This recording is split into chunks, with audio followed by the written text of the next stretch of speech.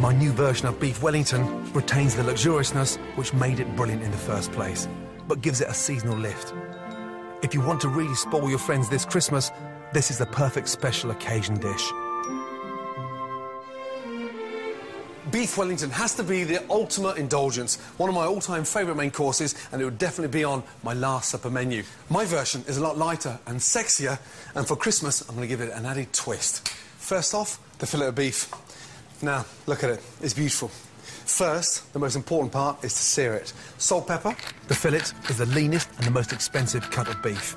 It comes from underneath the lower backbone, a part of the animal which has very little muscle, and this is what makes it such a tender cut. Very, very hot pan, olive oil, and literally roll it around the pan. We're not cooking the beef, we're just searing it, which will really help to give another layer of flavour and beef in. Lovely. Now use the side of the pan so the beef sears down the back when you tilt it. It's a secret to get it done quickly. It gives that really nice roasted flavour. Delicious. Once you've got the colour, very carefully lift up the beef and sear it on top and sear it on the bottom. Out and onto the plate. English mustard. What this does now, it gives it a bit of heat. Just lightly brush the mustard over the beef.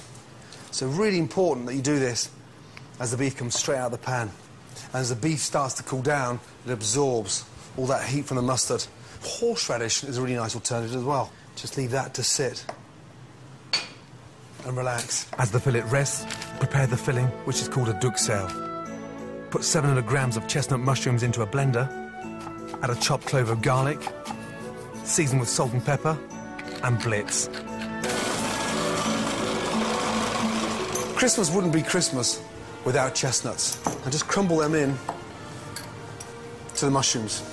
The chestnut's sweet, nutty flavour works brilliantly with the earthy taste of the mushrooms. And because they contain more starch and less oil than other nuts, they have a much softer texture that is perfect for the filling. That smells amazing.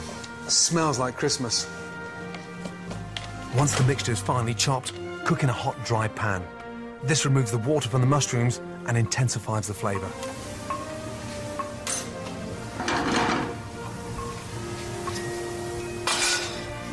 You can see the water coming out instantly. Such an essential stage, really critical to the success of the Wellington, that you dry those mushrooms out and get rid of all that water. Take the mushrooms up even further, some fresh thyme in there, which will make it really nice and light and fragrant. When all the water's been fried off, remove from the pan and leave to cool. Then start assembling the Wellington. Stage 1, wrapping the beef fillet. First of all, these wonderful slices of Parma ham. And look, beautiful. Overlap it and set it there. So the secret of overlapping the Parma ham is to make sure it contains all those juices coming out of the beef. In the traditional recipe for beef Wellington, a thick chive and spring onion pancake is used instead of ham. But the Parma ham makes the dish much lighter, and its sweet, salty flavour really complements the mushroom and chestnut filling. A little touch of pepper. No salt, because the ham is naturally salty. Just a little twist of pepper. And then from there, your mushrooms.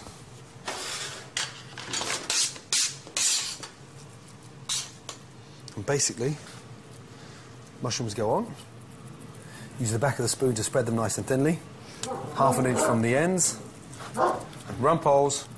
No. Hop it. Every time there's meat, out he comes. Next, lay the beef on top.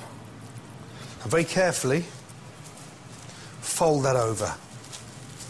Now, we're going to lift that up and wrap the beef nice and carefully. So all that mushroom and Parma ham is encasing the beef all the way over. Push it nice and tight. Roll it nice and tight. And go all the way over. Now, the secret from here is to really let the cling film do the work. Just nip it at the ends and squeeze. And what we're doing is just creating this wonderful sort of cylinder shape off, and then just twist it nice and tightly. And the tighter it is, the more perfect the shape. Then place in the fridge for 15 minutes to firm up.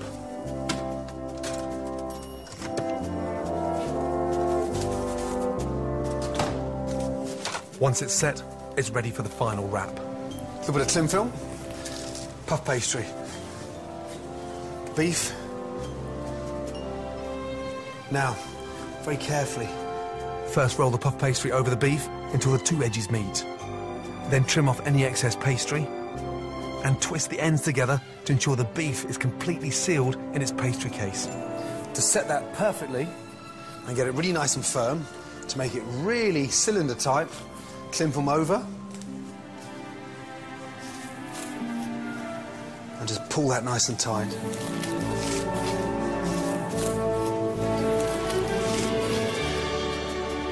But the big secret behind this is that it can be done the night before, and the tighter the cling film, the better the shape. The more even the shape, the more even it cooks. Put it back in the fridge for 5 minutes to firm up again. Then take off the cling film. Almost like the perfect Christmas cracker. To give the pastry a lovely rich golden brown colour when it bakes, brush it with egg yolk. And then finally, you don't have to do this, but it's a chefy thing, a little bit of decoration. The back of the knife, down, and then just twist and mark the pastry. When it comes out of the oven, it's got that wow factor.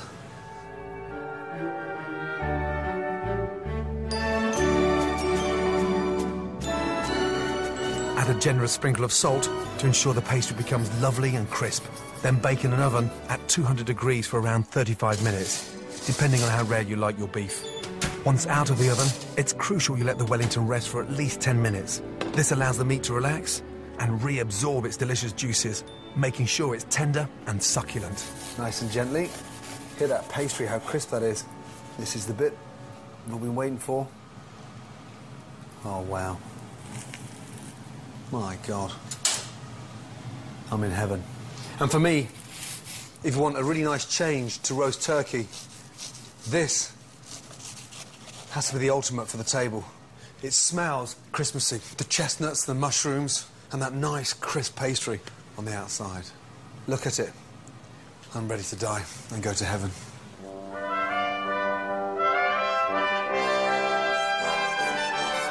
For really special occasions, or as an alternative to turkey for Christmas dinner, serve my beef Wellington with gloriously creamy mashed potatoes and shavings of exquisite white truffle.